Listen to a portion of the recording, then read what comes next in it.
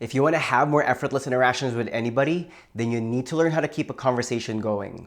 Today, I'm about to share with you the exact same process that I've used to figure out how to never run out of things to say. That being said, here are 10 actionable tips that you can implement right away. All right, let's get into it.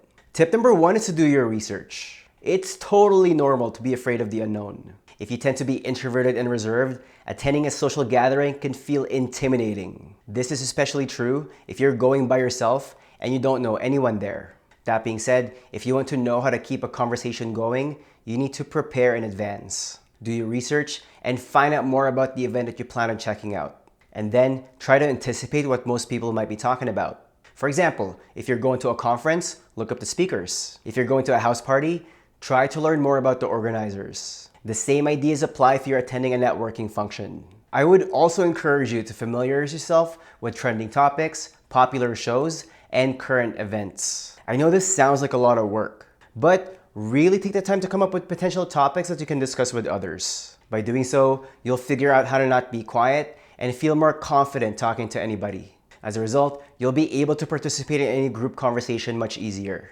Tip number 2 is to get good at making small talk. Most people who struggle socially find it difficult to make small talk. They want to skip it altogether and jump into more personal topics right away. Unfortunately, that's just not how things work. If you imagine great interactions as a ladder, making small talk are the first few rungs. You can't really skip them because they're necessary to get you to the next level. And if you think about it, it's weird to ask a person you don't know well yet such a big question, right? That's why it's best to take things slow in the beginning. You'll want to focus on exchanging polite pleasantries first. This will help you gather information and learn more about the person you're chatting with. That way, you can determine which direction you want the conversation to go. This will help you bring up topics that both of you are interested in, which makes for a more enjoyable conversation.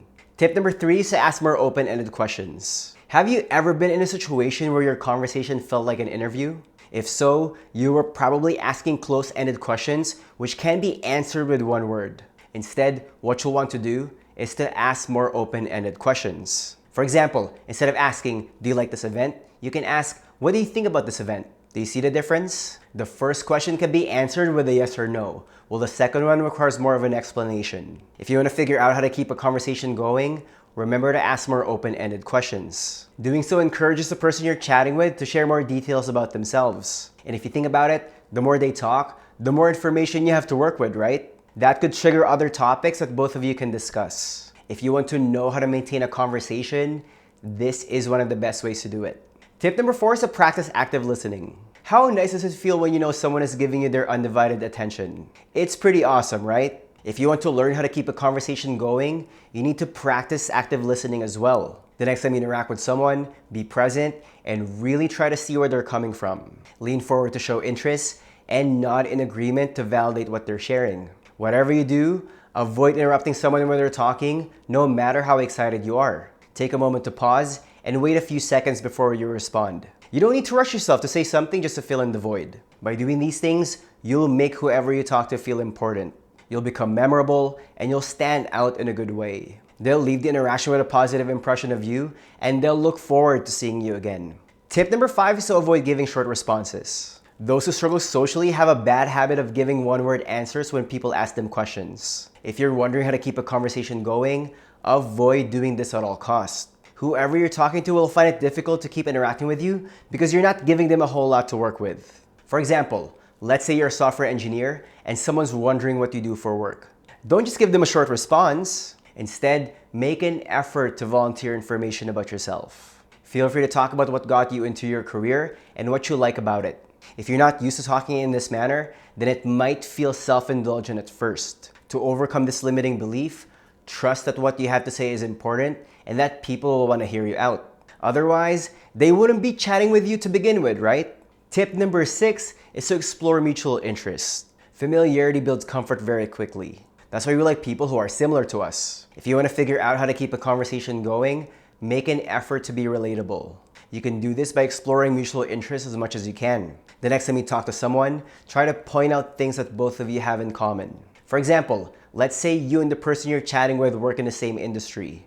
Then, by all means, keep talking about that. On the other hand, if an unfamiliar topic comes up, then try to relate emotionally. You can do this by asking them their motivation for doing what they do. You can also ask how certain things make them feel. From then on, you can bring up a story where you've experienced something similar in the past. In order to make this work, you have to know your stories well, and you have to be a good listener. The better you are at relating to others, the more likable you'll come across. Tip number 7 is to not rush yourself. Believe it or not, it's totally normal to have quiet moments during your interactions. If you want to know how to keep a conversation going, you have to be able to sit with the silence. The next time you talk to someone, avoid being so quick to respond when they're done speaking. Like I said earlier, you don't need to rush yourself to say something just to fill in the void. Feel free to take a moment to pause and reflect. Just let what the other person said sink in. At that point, you can either say something thoughtful back or just ask a follow-up question. People love talking about themselves anyway, so go ahead and let them. By being okay with having quiet moments, you'll feel a lot more relaxed in any social situation. Tip number 8 is to avoid using technical terms. As a social skills coach, I've worked with a lot of engineers, programmers, and developers in the past. Because they're paid based on their technical expertise, they're not really required to be social. A conversation mistake that I see a lot of them commit is using jargons when they share something. They throw around a lot of technical terms that only their coworkers would know about. As a result, whoever they're talking to gets confused, which makes them feel excluded from the interaction. To fix this issue, always use simple words. Make an effort to explain complicated ideas in a way that's easy to understand. You can do this by connecting whatever you're sharing to something that they're familiar with. When you tell your story in a way that's easy to comprehend, people will be inclined to continue engaging with you. As a result, you'll be able to get to know them better and form a deeper connection. Tip number 9 is to always be lighthearted.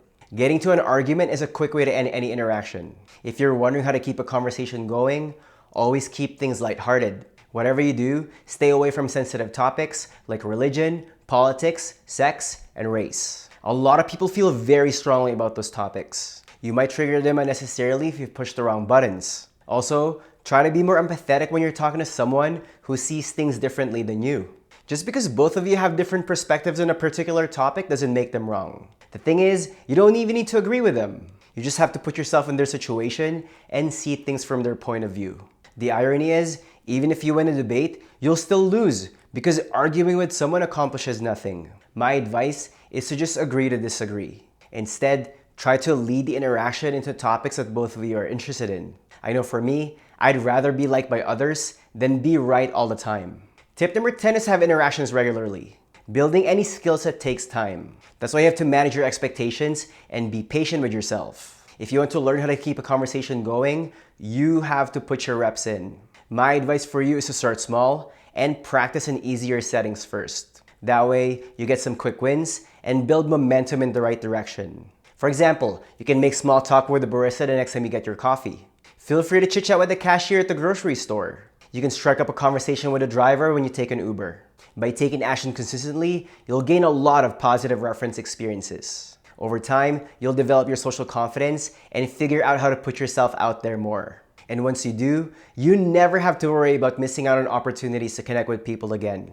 The better your social skills are, the more meaningful relationships you'll have in your life. That's why learning how to improve your conversation skills is one of the best things you can ever do. If you're shy and technically skilled and you want to know how to approach and talk to anybody, remember to download your free social confidence cheat sheet. The link is in the description below. If you're tired of struggling socially and you want to learn more about our social skills coaching program, book your free consultation today and let's connect. The link is in the description below as well. If you like this video, go ahead and hit the like button, subscribe, and share it with someone who you know could benefit from it. And now, let's turn it to you. Which one of these tips are you going to implement first? Are you going to learn to tell good stories or ask more open-ended questions? Leave me a comment below and let me know. Alright, that's it for me for now, and I'll see you in the next video.